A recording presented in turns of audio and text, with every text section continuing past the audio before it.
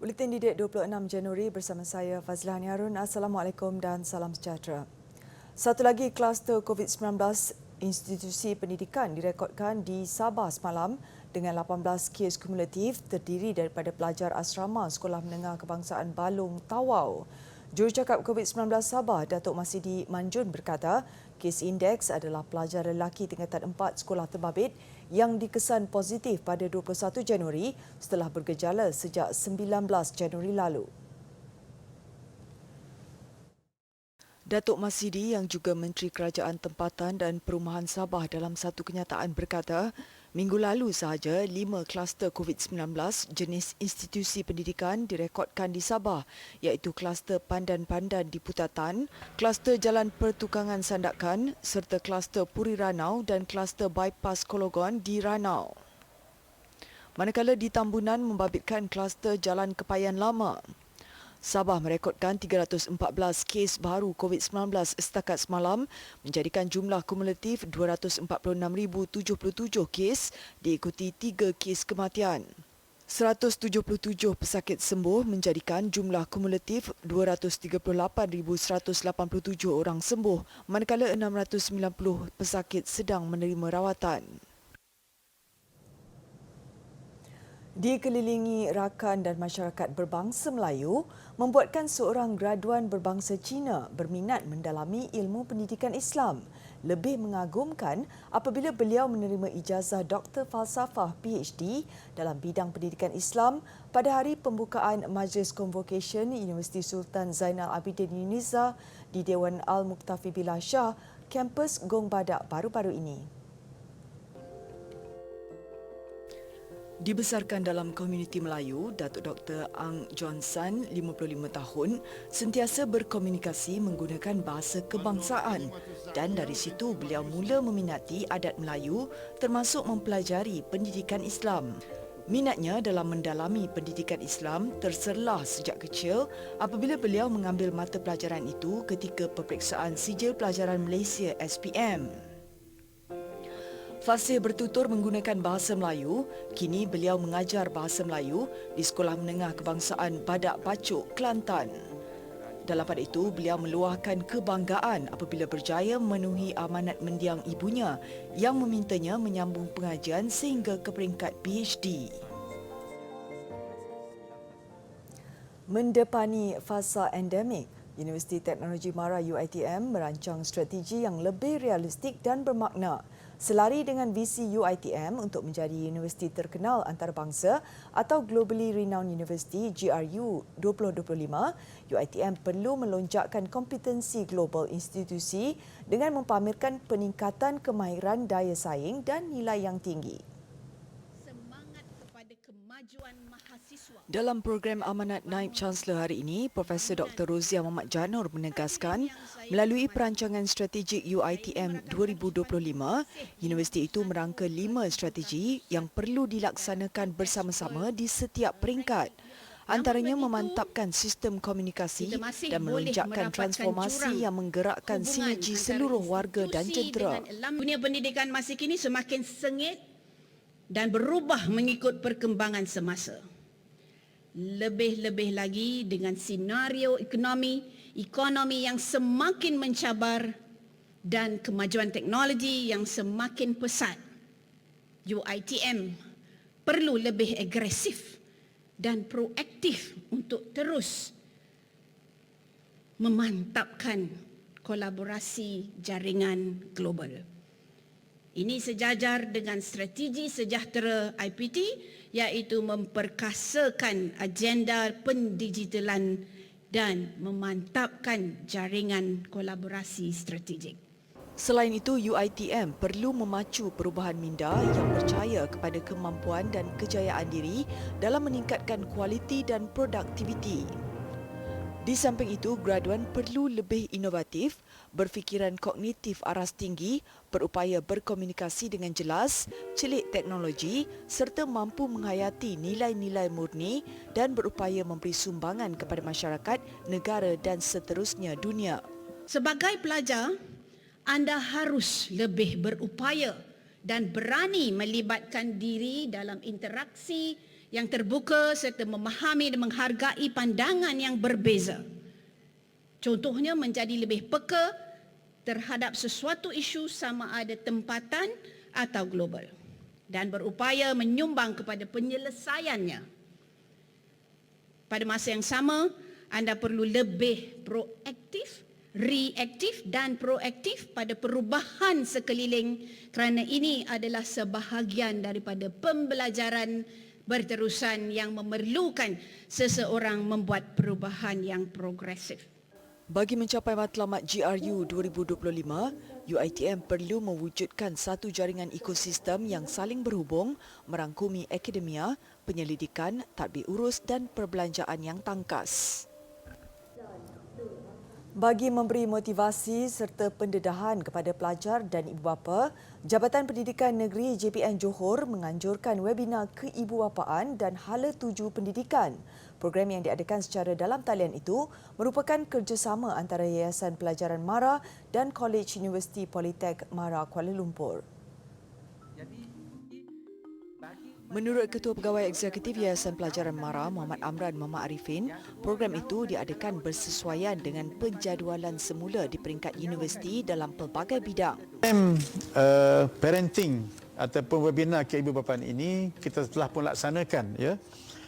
Dilaksanakan ikut zon, iaitu di Kedah, Johor, Sabah, Putrajaya dan Terengganu. Yang mana ianya melibatkan penlibatan seramai 100 orang peserta, terdiri daripada ibu bapa, guru-guru dan anak-anak pelajar kita. Tambahnya, setiap perkongsian yang dibincangkan melalui webinar itu diharap dapat memberi dorongan dan suntikan semangat dari segi rohani serta pembangunan sahsiah generasi akan datang. Dalam pada itu, program itu turut mendedahkan ibu bapa kepada pembelajaran secara norma baru pasca COVID-19. Ia bukan sahaja dapat membantu mereka membiasakan diri dengan kaedah tersebut, malah lebih memahami anak-anak mereka.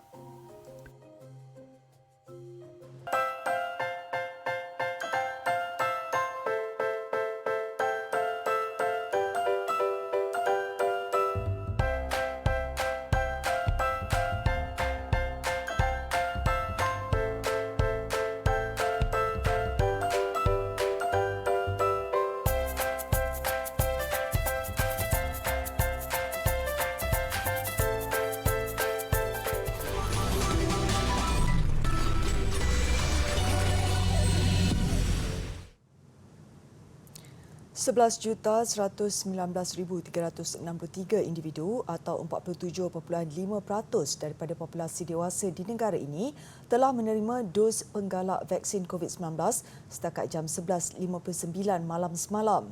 Manakala 97.9% populasi dewasa telah lengkap vaksin dan 91.1% daripada golongan itu menerima sekurang-kurangnya satu dos. Menurut data Kementerian Kesihatan menerusi COVID Now, bagi populasi remaja berusia 12 hingga 17 tahun, lebih 2.7 juta individu atau 84.4% telah melengkapkan vaksinasi.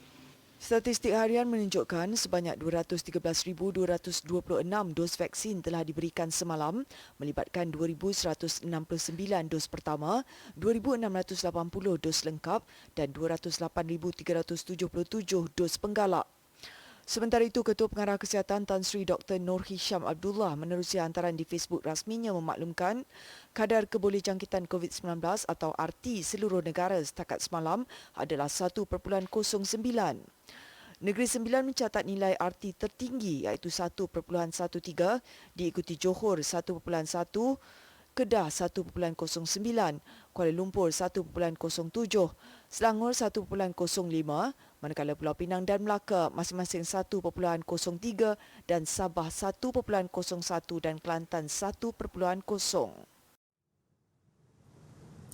Kebanyakan aktiviti pembalakan hanya untuk harimau hanyalah membabitkan pembalakan terpilih, iaitu hanya menebang sebilangan pokok tertentu setiap tahun dalam petak hutan selari amalan pengurusan hutan Mampan SFM. Tabung Hidupan Liar WWF menegaskan ia tidak merangkumi pembalakan yang diadakan secara sembarangan dengan menebang seluruh hutan sekaligus. WWF dalam kenyataan berkata, perkara terbabit dinyatakan dalam kajian yang dibuat oleh WWF pada 2009 bertajuk Kepentingan Hutan Balak Terpilih untuk Pemeliharaan Harimau Panthera tigris, Anggaran Kepadatan Penduduk di Semenanjung Malaysia. Kajian oleh D. Mark Ryan dan Sharif Wan Muhammad mendapati anggaran kepadatan 2.59 harimau dewasa adalah bagi setiap 100 km persegi. Ini menunjukkan bahawa hutan yang ditebang secara terpilih seperti hutan simpan Gunung Basor berpotensi untuk menampung kepadatan harimau yang tinggi. Kajian itu menyimpulkan bahawa penyelidikan lanjut amat diperlukan untuk memahami ekologi harimau dan mangsanya di hutan yang dibalak secara terpilih. WWF dalam pada itu percaya bahawa hutan yang bersih dan tidak terganggu adalah habitat yang sesuai untuk harimau. Selain kawasan perlindungan dalam bentuk perlindungan hidupan liar dan taman negara adalah perlu. Sebelum ini, Jawatan Perhutanan Negeri Kelantan JPNK mendakwa aktiviti pembalakan di negeri berkenaan tidak menjejaskan populasi harimau. Pengarah JPNK Abdul Khalim Abu Samah berkata proses itu sebaliknya baik untuk pertambahan populasi berpandukan kepada kajian yang dibuat pakar dari Sarawak. Abdul Khalim berkata sekiranya ada pembalakan, banyak tumbuhan baru akan tumbuh yang menarik haiwan seperti kancil untuk datang ke kawasan berkenaan. Timbalan Menteri Pengajian Tinggi Datuk Dr. Ahmad Masrizal Mohamad menghadiri program 100 Days with Rosie Exhibition and Batik Malaysia Fashion Presentation. Program yang diadakan di Galeri Seni Tuanku Nur Zahira atau Gestures di Universiti Teknologi Mara UiTM Shah Alam itu menyaksikan persembahan fashion batik Malaysia oleh Pereka Fashion Azam Osman yang merupakan alumni universiti itu. Sebanyak 18 rekaan kontemporari beliau yang dikenali sebagai Azam Moth dipamerkan termasuk koleksi seni UiTM. Turut hadir Naib Chancellor UiTM Profesor Dr. Rozia Muhammad Janur, Duta Republik Cuba ke Malaysia Florentino Batista Gonzalez dan pengurusan tertinggi UiTM. Dalam pada itu, program 100 Days with Rosie turut mempersembahkan sebuah dokumentasi visual dan tekstual perkembangan, peristiwa serta pencapaian sepanjang 100 hari keluarga UiTM. UiTM Gestures merupakan galeri seni universiti yang berperanan sebagai pusat curator dan interaksi bagi semua aktiviti kreativiti merentasi seni visual.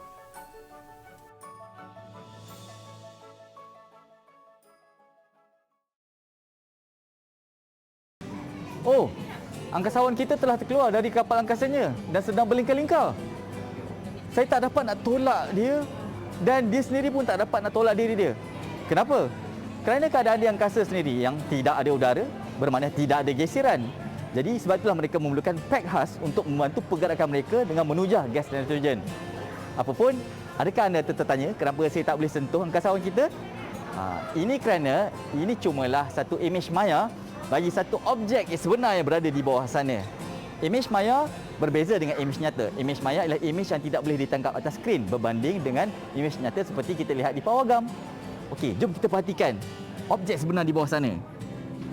Terdapat dua satah yang membolehkan ilusi ini terbentuk.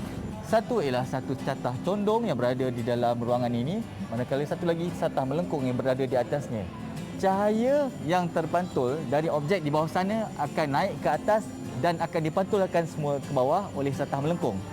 Manakala satah condong akan memantulkan pula cahaya tersebut keluar dan membentuk imej maya.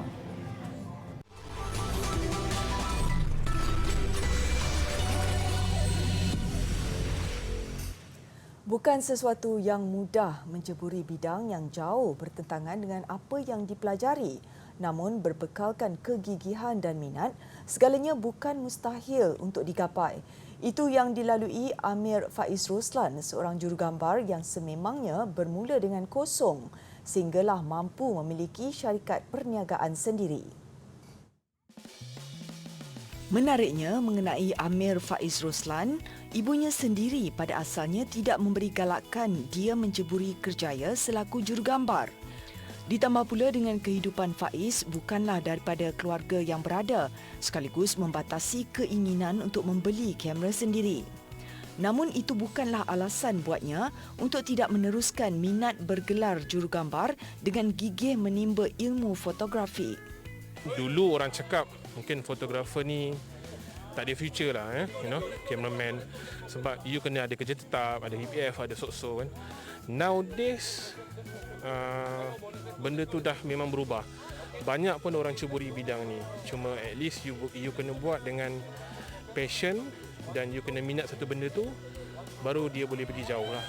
Kini pada usia 37 tahun, bapa kepada 3 orang anak ini sudah mampu memiliki syarikat sendiri pada tahun 2017 dengan nama agak unik, Manusia Putih Fotografi. Syarikatnya ditunjangi 6 pekerja merangkumi pereka bentuk, pengurusan dan jurugambar. Faiz turut turun padang untuk melakukan pelbagai tugasan yang diterima daripada majlis perkahwinan, sesi memperkenalkan produk, malah aktiviti yang membabitkan jabatan kerajaan dan syarikat-syarikat korporat. Ada ketikanya dia akan membuat suntingan sendiri foto yang dirakam di lokasi bergantung kepada kehendak pelanggan. Akan ada dari segi saingan in terms of market value. Tapi as long as customer tahu macam mana dia nak nilai gambar tu, kreativiti seorang fotografer tu insyaAllah. So just buat yang terbaik. Harapan Faiz, aktiviti fotografi kembali rancak sebagaimana sebelum pandemik COVID-19 melanda kerana situasi yang melanda sekarang menjadi kekangan sekaligus menjejaskan pendapatannya. Gelagatnya membuat liputan secara langsung berhubung penemuan seekor ular sawa dalam longkang di Pasar Bukit Selambau, Sungai Petani telah menjadi perhatian warga maya. Namun siapa sangka adik Muhammad Haziq Muhammad Ashraf adalah penderita thalassemia dan semangatnya yang kuat wajar dijadikan inspirasi. Senyuman tidak lekang di wajah Haziq, 12 tahun, sekalipun kami bertemu di perkarangan Hospital Sultan Abdul Halim pagi tadi. Hari ini Haziq ke hospital bagi bertemu pakar untuk urusan berkhatan dan kembali lagi esok untuk pemeriksaan kesihatan. Tidak mahu terus pulang ke rumah, dia mengajak kami ke kedai bahan bakery. Langsung tidak kekok memilih barangan, malah dia juga mengenal hampir semua bahan yang diperlukan dalam masakan. Menjadikan YouTuber masakan terkenal Cik Nom sebagai idola, Haziq turut berkongsi tips mudah mencuci sotong. Buang kat atas ni kotoran dia. Nak besar kepala dia, cabut ni. Lepas tu bagi dia ni. Tekan, picit dia. Dia keluar benda ni. Bijak mencari wang saku, pelbagai kerja dilakukan Haziq. Antaranya menjual pelbagai jenis kuih dan mengambil tempahan roti serta kek dari doktor dan kaki tangan hospital yang merawatnya. Anak sulung kepada pasangan peniaga sayur ini turut membantu ibu bapanya di pasar dan menjual burger bersama pakciknya di sebelah malam. Kata Haziq, dia mahu berdikari dan membuktikan penyakit thalassemia yang dialaminya sejak berusia 5 tahun ini bukan penghalang. Umur 2 tahun. Masa tu jaga pengasuh saya, dia buat karipak and then dia jual kat pekan. Lepas tu dia hayun saya atas doi kan, dia hayun-hayun. Dia ingat kita tidur lah kan, kita tak tidur. Lepas tu dia masa dia duk hayun tu dia duk gelintir karipak. Dia ingat saya tidur lah kan. Lepas tu kami tak tidur. Duk tengok je gelintir karipak sampai habis. Lepas tu setiap pergi rumah tok mesti ambil tepung tok sengak-sengak, uli sorang-sorang. Uli. Lepas tu oti tanah satu, tiap. Main macam tu lah. Sementara itu, ibunya Nur Syakila Zainul memaklumkan telah dihubungi pegawai Istana Anak Bukit semalam yang mahu memberikan hadiah kepada Haziq. Haziq turut diundang ke Langkawi bagi menerima surat penghargaan daripada Angkatan Pertahanan Awam APM. Dia turut dijemput Jabatan Penerangan Negeri hari ini untuk mempromosikan program vaksinasi melalui program Info on Wheel di sekitar Bukit Selambau. Sebuah rumah yang diperbuat sepenuhnya daripada cermin di Stad, Switzerland menjadi perhatian ramai. Begitupun kreativiti yang diketengahkan pemiliknya masih menimbulkan perdebatan di media sosial. Binaan yang digelar Rumah Khayalan ini hasil sentuhan artis seni dari Amerika Syarikat, Doug Aitken. Ia dibina bagi memastikan daya penarik lokasi pelancongan pergulungan Alps kekal unik dari yang lain. Dalam pada itu, sekumpulan penggemar burung mengecam pembinaan rumah berkenaan. Ini kerana rumah cermin di tengah kawasan terbuka didakwa boleh mengelirukan burung yang terbang. Ada juga yang berpendapat kewujudan rumah cermin terbabit berbahaya kepada hidupan liar selain merosakkan pemandangan indah semula jadi di pergunungan Alps. Apapun idea rumah cermin ini nyata mencipta satu kelainan buat pengunjung yang pertama kali melihatnya.